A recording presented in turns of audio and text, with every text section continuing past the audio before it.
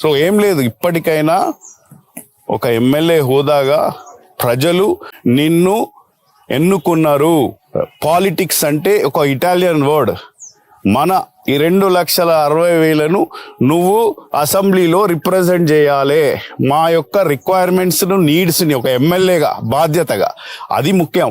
ఇక్కడున్న రోడ్లు, నీళ్లు, వాటి మీద ఫోకస్ చేస్తూ ప్రజలకు కావాల్సిన పనులు వాటి మీద ఫోకస్ చేస్తే that is called leader. Representation అంటే ఎమ్మెల్యే అంటే నేను ఎందుకు అనుకున్నా 2 లక్షల మంది నువ్వు మమ్మల్ని తీసుకెళ్ళి ఈ హుజరాబాద్ ప్రజల బాధలు తీసుకెళ్ళి అసెంబ్లీలో మాట్లాడి కొట్లాడి, ఇప్పుడు నువ్వు సీఎంతోనే కొట్లాట పెట్టుకొని బీఆర్ఎస్ ఎమ్మెల్యేలు కూడా ఫండ్స్ తెచ్చుకుంటున్నారు, బీజేపీ ఎమ్మెల్యే.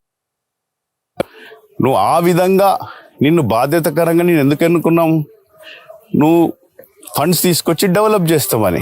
అది ముఖ్యంగా ఫోకస్ చేయాలి. కానీ ఈ 2 ఏళ్ల జాతర, 2 ఏళ్ళకి ఒకసారి జాతర వస్తుంది.